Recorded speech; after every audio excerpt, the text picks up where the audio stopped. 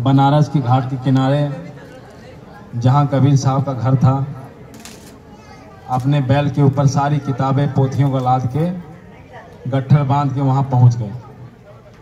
और जब वहाँ पहुँचे तो कबीर साहब तो घर पे थे नहीं, लेकिन उनकी बेटी उस समय घर पे मौजूद थी। तो उन्होंने पूछा, क्या कबीर का यही घर है? तो बेटी ने भी एक बात कह दी कि कबीर का घर शिखर पर, जहां सिलाली गैल, पांव न टिके पपील का, और पंडित लादे बैल। अब सर्वा जी बड़े असमंजस में पड़ गए कि भाई हमने इतनी किताबें ग्रंथ पढ़े, ये कहाँ है कि बात इन्होंने कह दी। खैर बात गई, समझ में नहीं आई, लेकिन उतने में कबीर जी आ गए। कबीर साहब जब आए तब उन्होंने कहा कि कबीर साहब, मैं आपसे साथ साथ करूंगा, हमने आपके बारे में बहुत सुना, हमारी माता जी ने आपका पता दिया, ये इतनी किताबें ग्रंथ इनका सबका ज्ञान मुझे है, मैं आपसे थोड़ी साथ साथ इसके बारे में करना चाहता हूं। अब कबीर साहब ने हाथ जोड़ दिए। वो तो सब जान रहे, हाथ जोड़ के बोले कि भाई इतनी बड़ी बड़ी किताबें तो हमने कभी देखी नहीं, और हम इनके बारे में क्या बताएंगे, हम अपनी हार स्वीकार करते हैं। अब इतनी बात हुई तो बोले, ये बात तो आपकी सही है। सर्वजित ने कहा, बात तो आपकी सही है, लेकिन मैं ये कैसे मानूं, आप हमें कुछ लिख के दीजिए।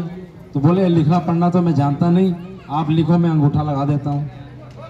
तो सर्वजित ने लिख दिया कि सर्वजित ने कबीर साहब को हरा दिया, और नीचे अंगूठा दस्तखत उनके ले लिए।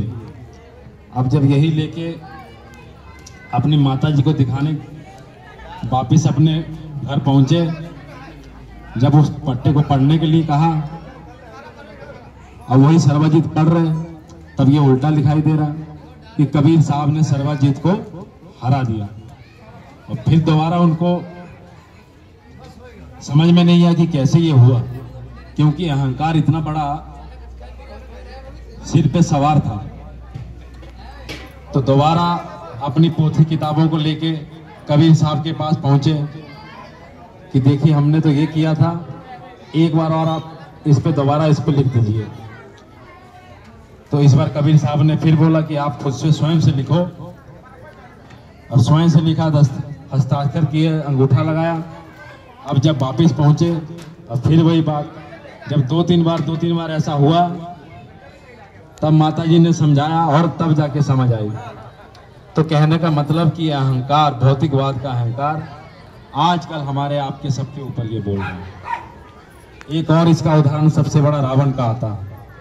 देखो, इतने बड़े वेदों का ज्ञाता ब्राह्मण, चारों वेदों का ज्ञाता, बड़े बड़ी देवी देवताओं को मानने वाले, सब थर-थर उनसे कांपते थे।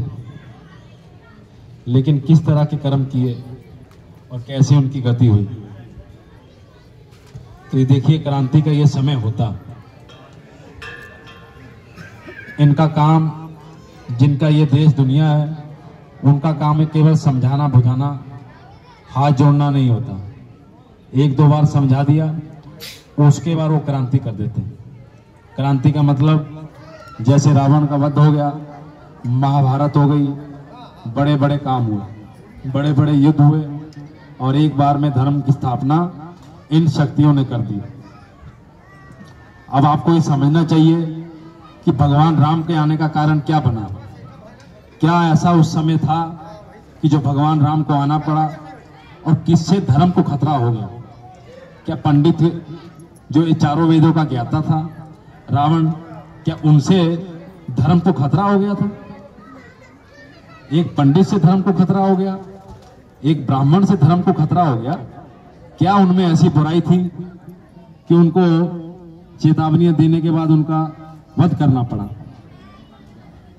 ये हमको आपको समझना चाहिए कि भाई भगवान राम अयोध्या में रहते थे, भगवान राम का धर्म शाकाहारी, और राजा, लंका के जो राजा थे रावण, उनका धर्म मांसाहारी।